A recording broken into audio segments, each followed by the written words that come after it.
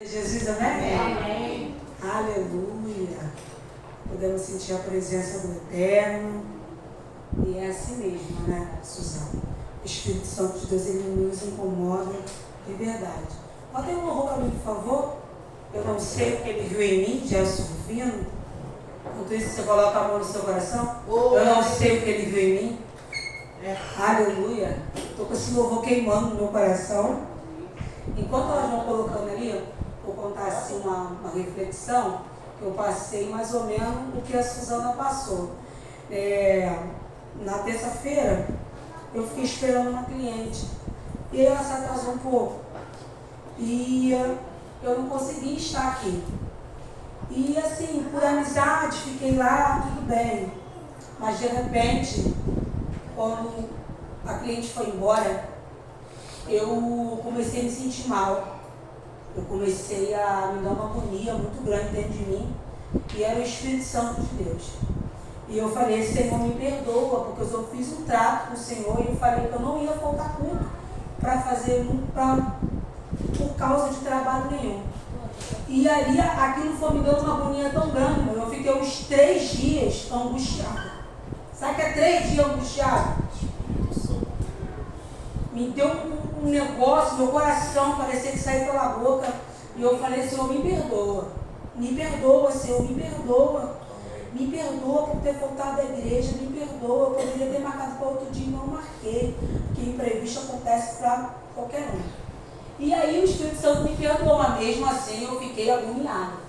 Passou. E esse final de semana para mim está sendo bem extenso, bem complicado, né?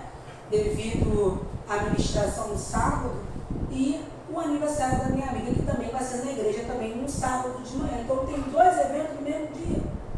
E eu fui a ministração de hoje. E eu falei, Senhor, quer saber de uma coisa?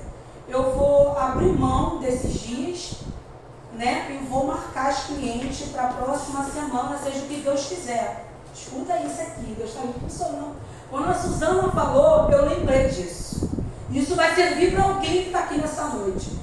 E aí eu falei, Senhor, eu vou perder um dinheiro, mas eu vou ficar em paz. E aí me dediquei à palavra hoje, fiquei a parte da manhã todo estudando a Bíblia, perguntando ao Senhor o que Ele queria falar no dia de hoje. Tranquilo. Aí na quarta-feira eu fui ministrar a palavra na igreja. Escuta isso aqui. E aí acabou, e eu sou uma pessoa que se eu vejo alguma coisa que está faltando, pode ser em qualquer lugar, eu tento ajudar, e o pessoal eles não, como é que fala, não era muito assim de cantar, e eu pegava o microfone e ajudar, eu fui para pregar, aí eu peguei o microfone, ajudei o pessoal cantando, aí você é assim, não, tem que ser assim, jogo para servir. Deus está me impulsionando a falar isso. E aí, acabou. Aí na quinta-feira, fui lá, fiquei trabalhando o dia todo. Tudo bem, porque não tinha culto à noite, fiquei, né? Porque sabia que sexta e sábado eu não ia trabalhar, porque eu ia me dedicar à palavra, me dedicar àquilo que o Senhor me chamou. Tá bom, estou lá fazendo a minha unha das meninas na quinta-feira. De repente o telefone de uma delas toca. Você lembra da oração que eu fiz? Pedindo perdão a Deus na terça-feira? O telefone dela toca, pastora. E eu tinha feito uma oração, se eu não me engano, foi no domingo, e eu falei, Senhor, eu quero dar uma quantidade, não vou falar o valor, eu quero dar uma quantidade por semana de dízimo na igreja. E eu perdendo esses 2 dias, esses 2 dias, para exercer aquilo que o Senhor tem me chamado, eu pensei que estaria perdendo, mas eu estava ganhando, eu não sabia. Escute isso aqui. De repente o telefone da minha cliente toca e falou assim, eu quero o Pix da missionária Priscila, que veio aqui pregar na quarta-feira. Já tinha passado mais de 24 horas. Ela falou, se ela está aqui fazendo minha unha. Aí ela, Priscila, posso dar? Eu falei, pode, eu não estava entendendo. Mas você lembra da oração que eu tinha feito, Senhor? Eu falei, Senhor, eu quero dar tanto de dízimo no final de semana. E eu estou triste porque eu não vou conseguir dar o valor que eu quero dar para a tua casa. E Deus tocou. O pastor estava dirigindo num lugar longe. O Espírito Santo de Deus falou dentro do ouvido dele: pega essa quantidade e envia para ela. Irmãos, era a quantidade que eu ia ganhar de sexta a sábado, que ia juntar para o valor para me dar de dízimo. Eu não sei se você acredita. Aleluia! Mas o Espírito Santo, ele me impulsiona a dizer isso nessa noite. Você pensa que está perdendo, não estando aqui neste lugar, mas não está não, irmãos. Não está não. Às vezes você pode perder no financeiro, mas o Senhor Jesus com isso, Ele alegrou o meu coração. E não foi por causa do dinheiro não, foi porque Ele me perdoou, porque eu fiquei tão agoniada. Nós temos um costume tão de estar aqui nessa casa. Eu sou tão edificada nas terça-feiras que eu estou aqui. Gente, o Senhor libertou meu marido. Foi no culto de terça-feira. No culto de terça-feira, com pouca gente, o culto de ensino, o Senhor fez milagre dentro da minha casa. Então eu precisava contar isso para os irmãos. Eu estou muito feliz, porque o Espírito Santo de Deus, Ele é fiel. Amém? Pode soltar o nome de Jesus. A hora for. Aleluia. Glória a Deus. De verdade, eu não sei o que Ele viu em mim. Você sabe? Glória a Deus.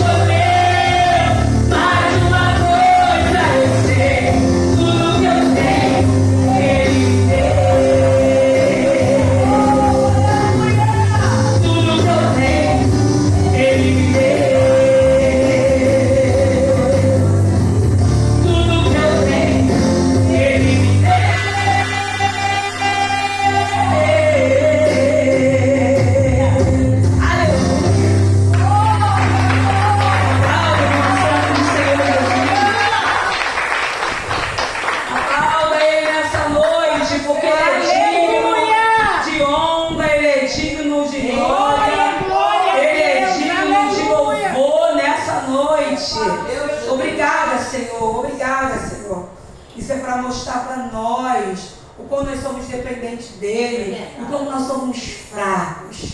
Aleluia! Mas ele é forte, não é verdade?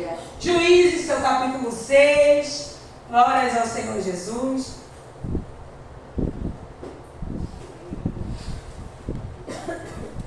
Juízes, capítulo 6. Glórias ao Senhor. Versículo 1 somente, pode permanecer sentado. Porém os filhos de Israel fizeram o que era mal aos olhos do Senhor.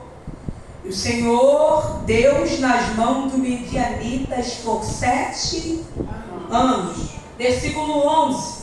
Então o anjo do Senhor veio e se assentou debaixo do carvalho que está em Ofra, que pertencia a Joás. E Gideão, seu filho, pertencia a Joás.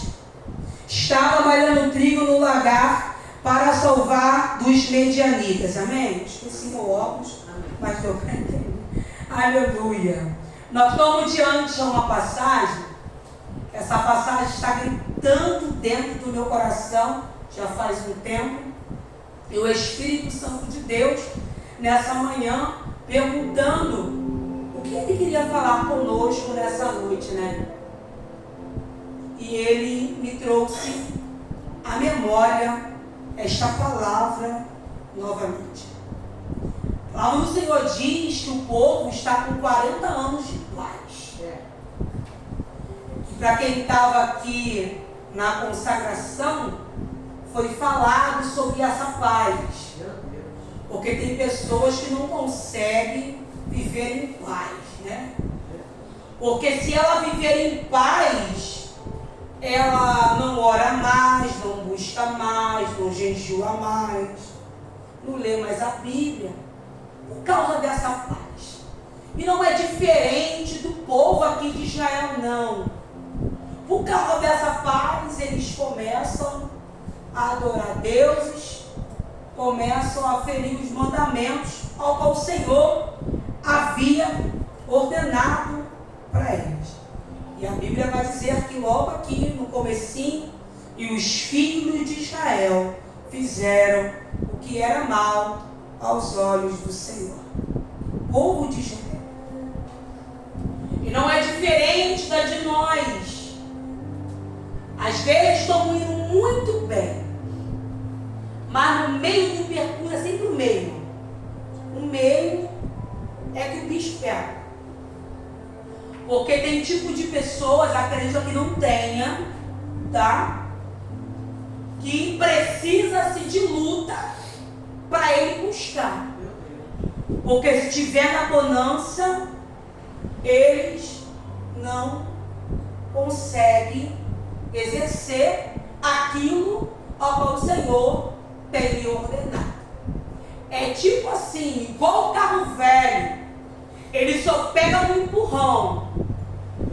Porque se você não empurrar ele, não vai. Então, às vezes, o Senhor precisa dar um toque no adversário para atacar o crente, para ver se o crente desperta para orar, desperta para jejuar e entra no propósito. A palavra do Senhor diz que esse povo, quando é entregue aqui por 7 anos, pelos medianitas, povo do Oriente, atacavam eles mesmos. Mas só atacavam eles em época de colheita. Vou dar alguns exemplos para você entender. Eles tinham falta de governo. Israel não tinha um rei ou um exército. Esse povo vivia como assim, cada um fazia o que queria, da maneira deles, do jeito deles, e não é diferente de algumas pessoas do dia de hoje. Eu faço como eu quero, do jeito que eu quero, já que tudo está em paz, eu faço mesmo e acontece, ponto. Esse povo está assim, sem governo, sem liderança espiritual. Aí o Senhor vai lá e entrega eles aos midianitas. Só que o interessante é que eles esperam o povo plantar para depois atacar.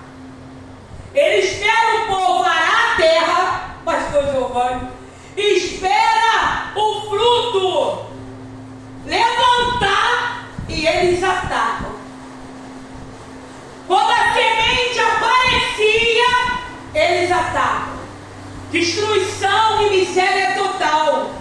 Destruíram as lavouras, roubaram as ovelhas, os bois, o jumento, sem deixar mantimento algum. É o que eles faziam.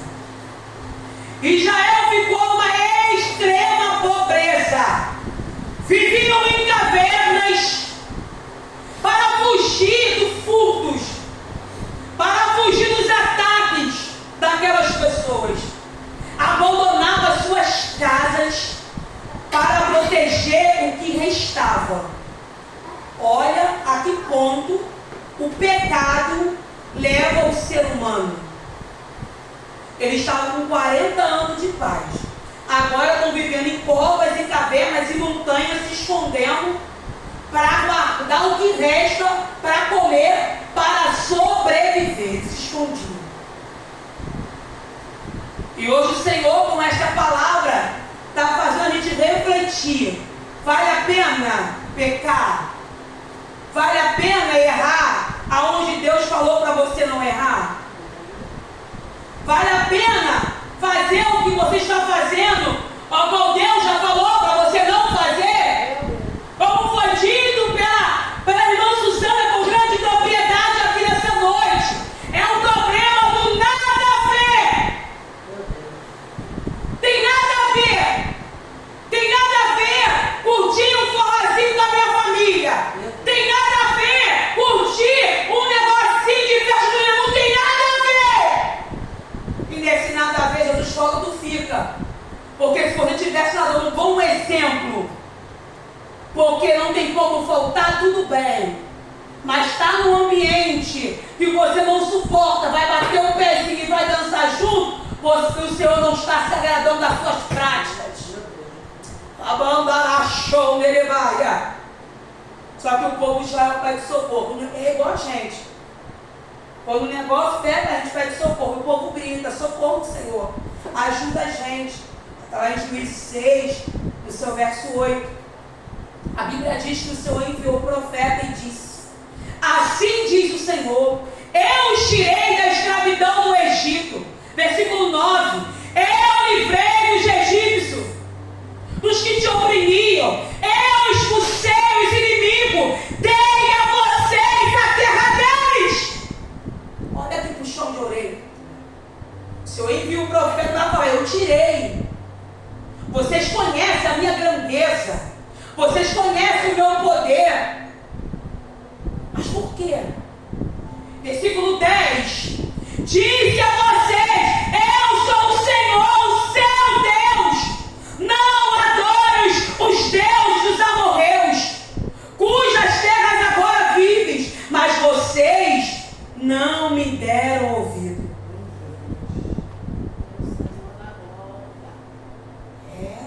Tem horas que o Senhor envia o profeta, não é para te abraçar e dar tapinha no teu ombro, não.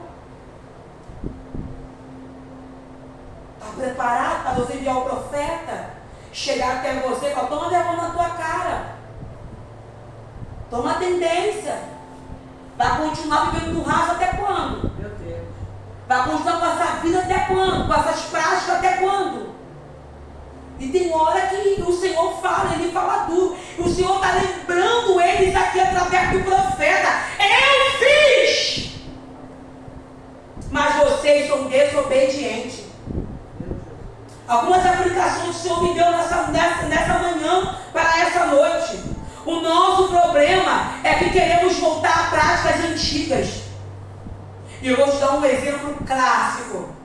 Salomão, na sua velhice, influenciado pelas esposas estrangeiras, passou a adorar deuses pagãos. Mas ele não pediu sabedoria, Senhor?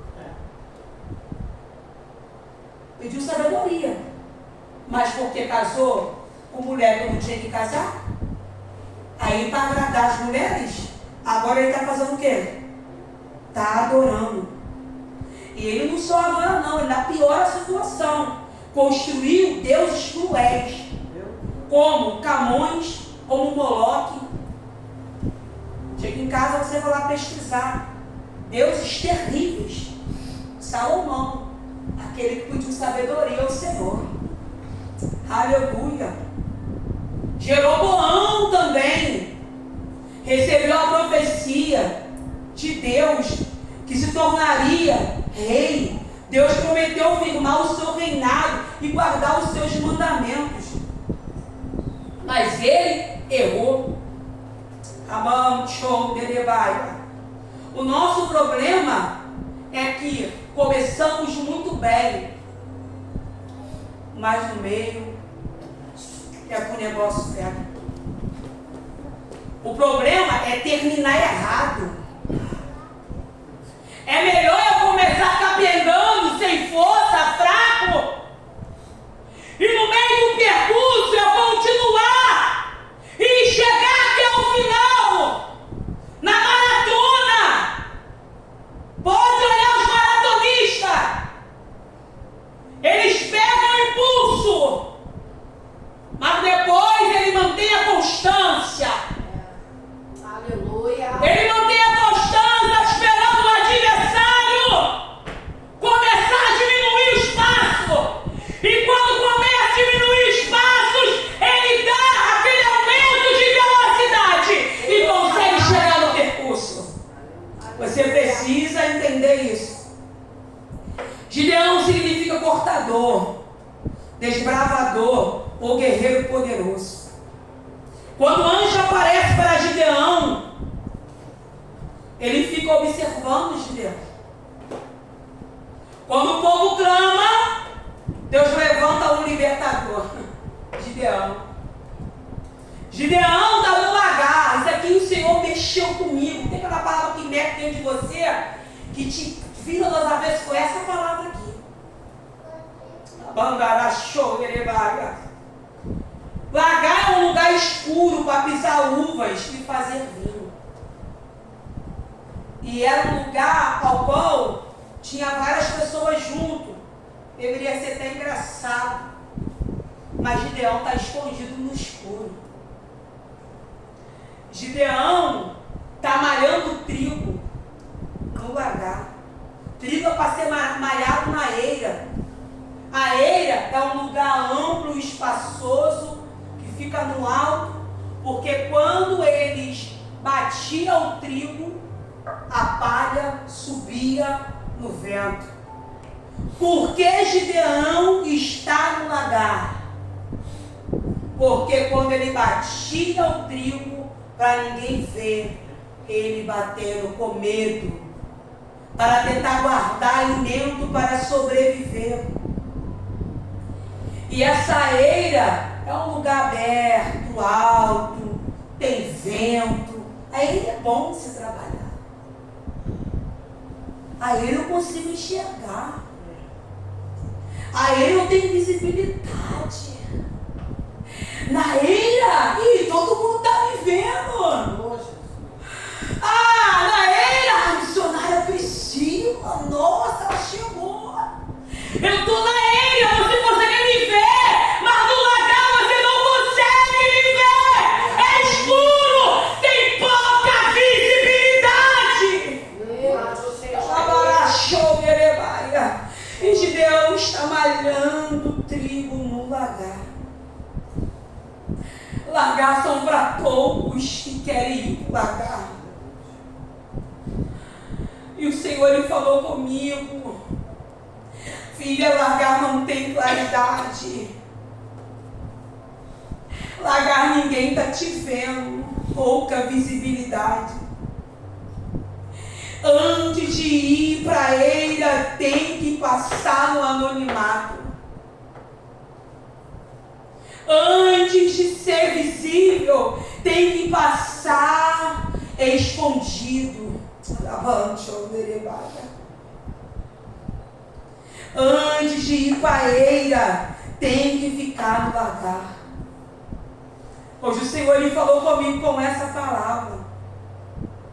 Fala para a minha igreja que antes de chegar ao propósito ao qual o Senhor lhe ordenou, tu tem que passar no lagar. Hoje. Às vezes vai ficar escondido como o Gideão, vai ficar trabalhando sozinho e pensando que Deus não está vendo. Meu Deus. Vai ficar dando, ai maluco, como pode? Tá lá, ó, batendo tripão doido, mas está exercendo, está caladinho, enquanto eu estou separada, enquanto eu não anonimato, ele está me tratando, ele está fazendo, ele está me moldando. Aleluia. Ele está no momento de solidão. O Senhor está falando com você nessa noite. Você que está vivendo no lagar. Você que está vivendo no anonimato. Fique em paz. Uma hora o anjo chega lá. Uma hora ele chega lá para falar contigo. E o anjo do Senhor aparece a Gideão e disse: o Senhor é com você, guerreiro valoroso ou varão valoroso.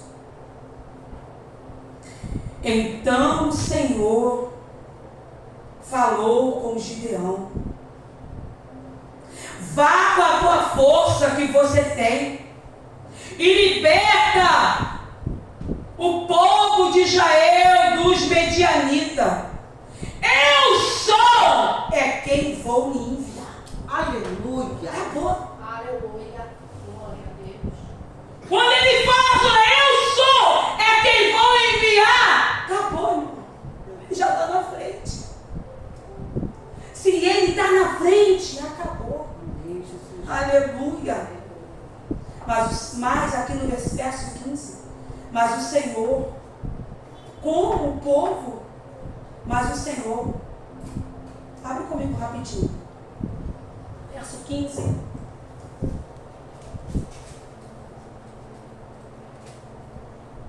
E ele me disse: ai meu Senhor meu, como livrarei Israel?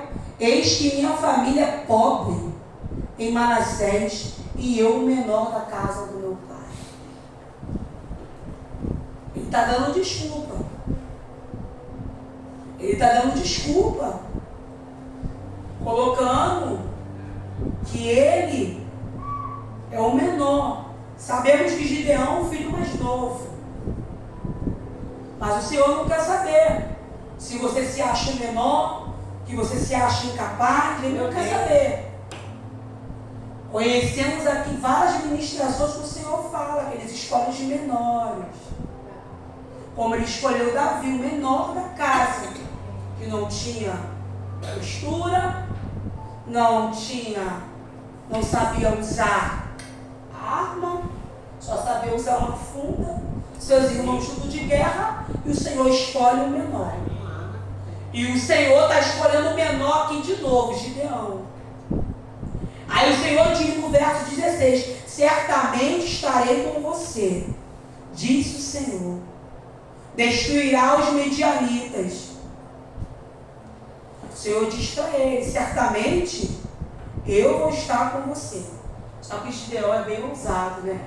Ele fala assim: dai-me um sinal. Gideão fez de um cabrito 20 litros de farinha, preparou pães sem fermento. A Bíblia diz que o anjo tocou com a vara e o fogo consumiu. E aí ele viu que verdadeiramente era o Senhor falando com ele. Só que o Senhor, já que percebe que Gideão viu que era o Senhor vai dar logo uma ordem a ele: vai lá, teu pai de Gideão é idólatra, e ele vai dar uma ordem. Os 7 anos que eles ficam cativos nas mãos de Midianita é os 7 anos que o pai levanta altar. E ele vai dar uma ordem: derruba o altar que o seu pai fez. Corte, Baal, corte. Aleluia. Extermina. Eu vou abrir o primeiro parênteses, está disposto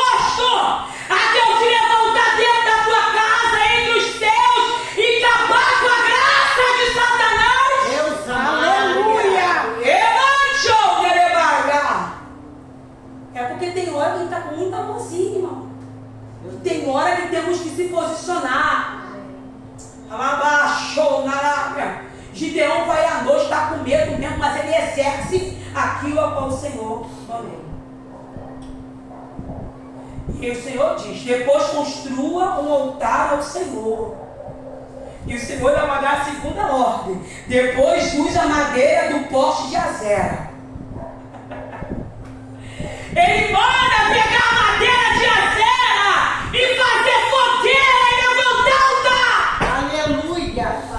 Ele baixou, tem hora que vamos ter que cortar algumas coisas e queimar no altar.